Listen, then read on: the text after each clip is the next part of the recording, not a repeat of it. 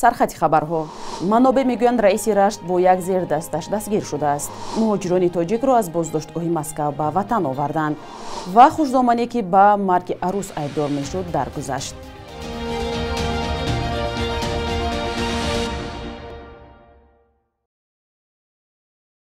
рӯз ба хайр бинандаҳои гиромӣ, умед дорем хубу хуш бошед. навиди бомдодиро аз душанбе тақдиматон мекунем. имрӯз 24 январ аст. маъмурони оҷонсии зидди коррупсия дар тоҷикистон раиси ноҳияи рашт ва раиси дастгоҳи ҳукумати ноҳияро боздошт карданд. ба иттилои манобеи радиои озодӣ Раҳимҷон Набизода ва Хол Муҳаммад Ортиқов ба тақсими ғайриқонунии замин ва гирифтани ришва гумонбар ҳастанд. боздошти онҳо нисфи рӯзи 22 январ сурат гирифтааст. як манбаи боварбахши радиои озодӣ дар оҷонсии мубориза бо фасод рӯзи 23 январ гуфт, раиси ноҳия ва раҳбари дастгоҳи ҳукумати рашт дар ҷои кор ва дар ҳузури шоҳидон боздошт шуданд. масъулони оҷонсии зидди фасоди ҳукумати ноҳияи рашт ва идораҳои дигари давлати Тоҷикистон то ҳол хабарро тасдиқ ё рад накарданд. дар ҳамин ҳол як манбаи дигари радиои озодӣ дар минтақа иддао кард, ки Раҳимҷон Набизода ба сабаби масъулияташ ҳамчун узви маҷлиси миллӣ раҳо шуда нисбат ба раиси дастгоҳ ба гумони қаллобӣ парванда кушоданд. кӯшишҳо барои гирифтани шарҳи мақомот то ин лаҳза бенатиҷа буд. Раҳимҷон Набизода соли 2019 раёсати ҳукумати ноҳияи раштро ба дӯш дорад. дар гузашта рӯйдодҳои ҳамсон дар баъзе аз ноҳияҳои дигар рӯй доданд, аммо боздоштшудаҳо баъдан озод гашта мавзӯи парванда аз фасоду ришва ба сӯи истифода аз мансаб тағйир ёфтааст. дар баъзе аз мавридҳо танҳо зердастон ҷазо диданд. 10 муҳоҷири боздоштшудаи тоҷикро аз Сахара ва маркази нигаҳдории хориҷиён дар Москав ба ватан фиристоданд. дар ин марказ асосан муҳоҷиронеро нигаҳ медоранд, ки ба поймол кардани қоидаҳои будубош дар Русия, напардохтани молиёту надоштани иҷозаи кор муттаҳаманд. намояндагони сафорати Тоҷикистон рӯзи 23 январ гуфтанд, дар охири ҳафтаи гузашта муҳоҷиронро дар маркази Сахарова дида масъалаи зудтар ба кишвар фиристодани онҳоро бо мақомоти Русия баррасӣ карданд. ин ниҳод расман шумораи муҳоҷирони тоҷикеро, ки ба далели нақзи қонунҳои Русия дар ин марказ нигаҳдорӣ мешаванд, нагуфтааст. дар чанд соли охир наздик ба 300 000 шаҳрвандони Тоҷикистон аз Русия ронда шуданд. ҳомиёни ҳуқуқи муҳоҷирон бар инанд, ки дар аксар маврид шаҳрвандони Тоҷикистонро бе ягон қонуншиканӣ бо баҳонаҳои ночиз ихроҷ мекунанд. маҳбуба Саидолимова, сокини 57-солаи ноҳияи Бобуҷон Ғафуров, ки барои ба худкушӣ расонидани арӯси хонавода муттаҳам буд, даргузаштааст. тобистони соли гузашта ва пас аз худкушӣ келини 27-солаи ин зан ҳамроҳи ду кӯдакаш додситони бар зидди ӯ парвандаи ҷиноӣ кушод. наздиконаш рӯзи 23 январ дар шабакаҳои иҷтимоӣ аз даргузашти Саид Олимова хабар дода навиштанд, ӯ марги келину набераҳоро таҳаммул карда натавонист. маҳбуба Саид Олимова хушдомани Санъат Ғафурова қаблан ба радиои озодӣ гуфта буд, 8 моҳ бо келинаш гап намезад ва ба ӯ кор надошт. ӯ исрор карда буд, ки худу духтараш ба бемории саратон гирифтор ҳастанд ва чанд сол боз табобати кимиёвӣ мегиранд. барои радиои озодӣ маълум нест, ки ҳукми додгоҳ нисбат ба ин зан эълон шуда буд ё не. ӯзбекистон воридоти гази табииро аз Туркманистон аз 21 январ дубора оғоз кард, вале ҳаҷми кунунии он нисбат ба пешин камтар гуфта мешавад.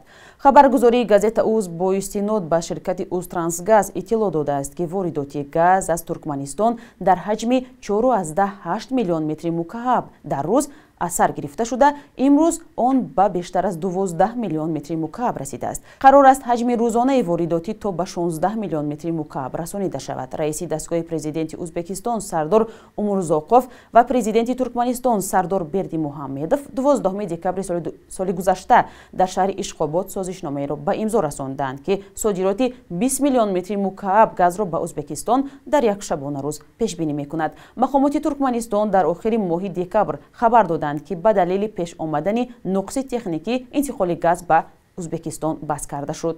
ширкати давлатии Туркмангаз дар охири соли 2022 хабар дод, ки Ӯзбекистон дар 11 моҳ ба маблағи бештар аз $1 миллиард аз Туркманистон гази табиӣ харидааст. дар вилояти Норини Қирғизистон, ки моҳи январ ҳаво то 20 дараҷа сард мешавад, гурӯҳе аз мардум як кӯли хурдеро ба ҷои даромад табдил доданд. мардуми шаҳру дигар минтақаҳо баъд аз дидани видеои аз манзараи зебо ва яхмолакбозӣ дар яке аз деҳаҳои Норин онҷоро ба маҳалли хушгузаронӣ табдил доданд ва айни замон ба мардуми рӯсто дар таъмини зиндагиашон кӯмак мекунанд. Хиромон Бақозода гузориш медиҳад. در منطقه نورین قرغیزستان زمستان‌ها عادتاً حرارت تا 20 درجه سرد می شود. اهالیش زیاد نیست ولی وقت‌های آخر مردمی بیشتر به نظر می رسد. 4 qiz kelib o'ynab kameraga tortib баъди ки 4 духтаре омада бозӣ ва аз ин ҷо наворбардорӣ карда дар фейсбук нашр намуданд, ин ҷойҳо маъруф шуд. пештар ҳарчанд ин ҷо зимистон ҳамеша ях буд, касе намеомад. ҳамон 4 духтар ин ҷоро ба дигарҳо муаррифӣ карданд. o'ynagandan keyin shunday ochilgan. یک جفت پایافزولی یخمالک بازی ساعت تا $2 اجاره داده می شود. روز تا $100 درآمد می بینند. در منطقه که درآمد و سرمایه زیاده نیست این پول خوب است. Yaşım 20'da, özüm az şarda, жұмыштарменен. Kim работаешь? Hem охранада.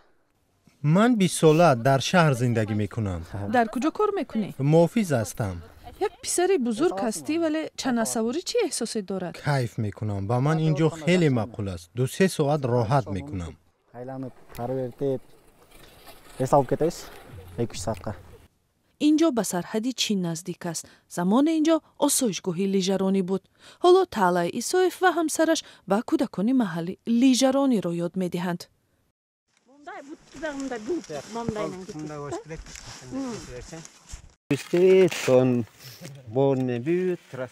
یک وقتا اینجا آسایشگاه کلام بود. در مکتب ما حتی مسابقه های لیژرانی میگذشت تا 50-60 کودک اشتراک میکرد.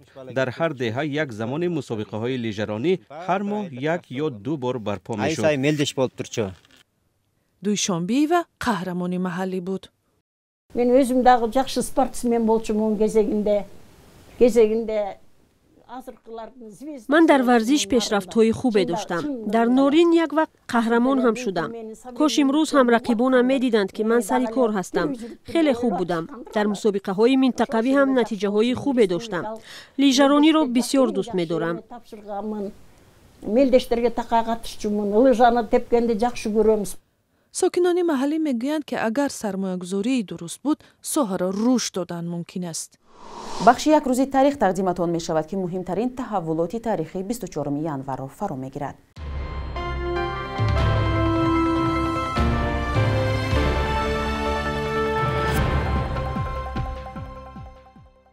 солҳои 1318 то 1400 камоли хуҷандӣ шоири ғазалсарой тасвиргар зиндагӣ ва эҷод кардааст. дар 82 соли умраш тавонист ҳазорҳо ғазал нависад ва аз назари адабиётшиносон маҳз бо ҳунари тасвиргарии баландаш дар адабиёти классикии форсу тоҷик мақоми хосае гирифт. ӯ зодаи шаҳри бостонии хуҷанд буда баъди таҳсил дар самарқанд ба табрез қаламравҳои эрони имрӯза кӯчид ва мақбарааш дар табрез аст. соли 2014 ҳайате аз мақомоту фарҳангиёни тоҷикистон хоке аз турпати камоли хуҷандиро аз табрез ба хуҷанд оварда дар боғи камол мақбараи рамзии ӯро бунёд карданд. соли 2018 дар тоҷикистон 700-солагии шоирро ҷашн гирифтанд. январи соли 2011 бо як қарори президенти тоҷикистон Эмомалӣ Раҳмон дар кишвар хадамоти муҳоҷират таъсис дода шуд. он дар назди вазорати корҳои дохилӣ ташкил шуда, инчунин дар шаҳру манотиқи Русия ки солҳои истиқлолият ба макони асосии кору муҳоҷирати шаҳрвандони тоҷикистон табдил шуд, намояндагиҳои худро боз кард.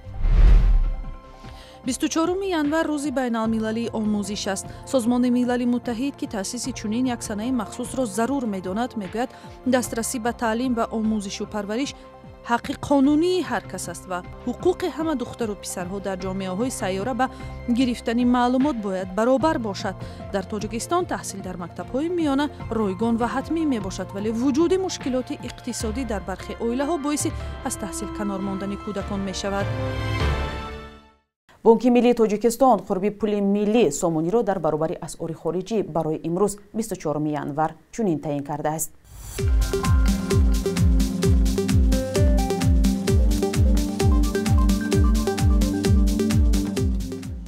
шумо навиди бомдодиро тамошо кардед. назару пешниҳодҳои худро ба мо нависед. то фардо хайр, худо нигаҳдор.